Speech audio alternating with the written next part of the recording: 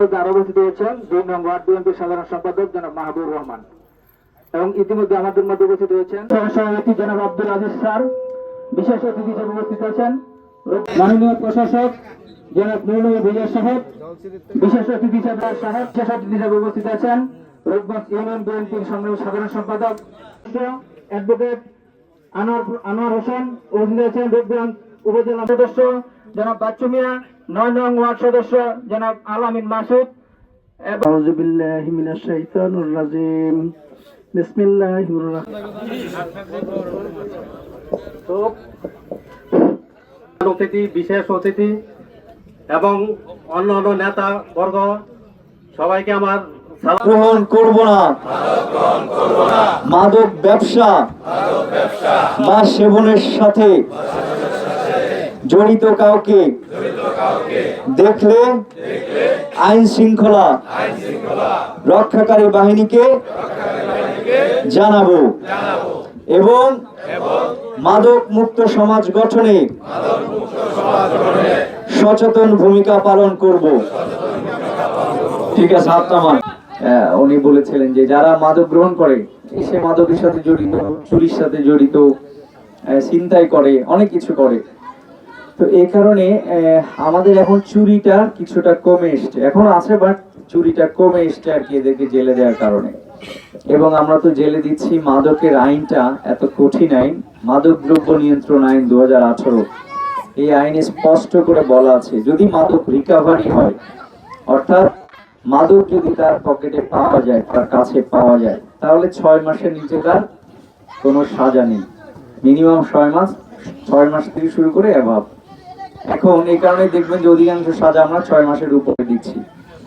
আরেকটি এই আইনের আরেকটি ধারা আছে, এই আইনের 36-5 ধারায় বলা আছে ধরেন মাদক আপনি পান নাই তার কাছ থেকে, বাট সবাই জানে সে মাদক গ্রহণ করে এবং তাকে আপনারা যখন ধরেছেন সে মাদক গ্রহণ করা অবস্থায় ছিল, তার অস্বাভাবিক আচরণ ছিল, সামাজিক বিশৃঙ্খলা তৈরি করার প্রবণতা ছিল, তাতেও তাকে জেল দেওয়া যায়। যারাই কথা বলেছেন আমি আজকে থেকে বিশ্বাস করতে চাই তারা প্রত্যেকে কথা রক্ষা করবেন। এই কথাকে আমি হলফ করে বলতে পারবো। আমি ইউনো মহোদয় সাহেবকে এবং ওসি সাহেব মহোদয়কে, তারা যে আমাদের জন্য কাজকর্ম করতেছে আমাদের উপকারার্থে, তাদেরকে দিয়ে আমি ওয়াদা দিতে পারবো যে আগামীকাল থেকে রূপগঞ্জ ইউনিয়ন মাদকমুক্ত হয়েছে। এই আমরা যতদিনে আছি ততদিনে টিএনওকে আমরা ছাড়বো না ইনশাআল্লাহ। আমরা রাস্তা বেরিয়ে দিব, কারণ ওনার মতো টিএনও যে অঞ্চলে থাকবে এটা উন্নত হবেই, সমাজ পরিবর্তন হবেই, সবকিছু হবে ইনশাআল্লাহ।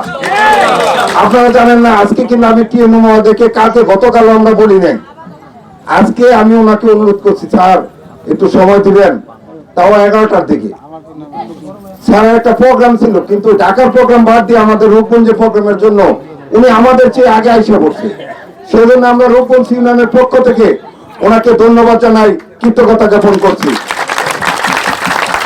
আমাদের আরেকজন প্রশাসক যিনি আমাদের রূপগঞ্জের ওসি সালাউদ্দি ভাই, উনি আমাকে প্রথম দিন থেকে বলছে যে ভাই আপনি মাদক নিয়ে একটা সমাবেশ করেন, আমি অবশ্যই থাকবো।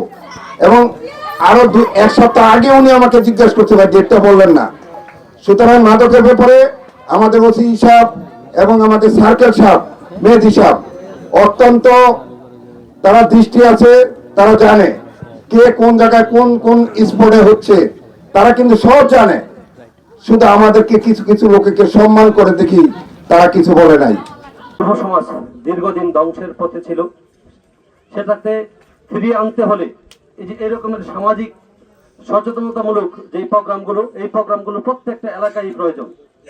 আমি আমাদের ওসি মহোদয় স্যারকে অনুরোধ জানাবো, আপনারা থানা পুলিশ আপনাদের পক্ষ থেকেও প্রত্যেকটা এলাকায় পাড়া মহল্লায় আপনারা যদি সচেতন করার জন্য মানুষকে আপনাদের পক্ষ থেকে কিছু উদ্যোগ গ্রহণ করেন তাহলেও আমরা উপকৃত হব।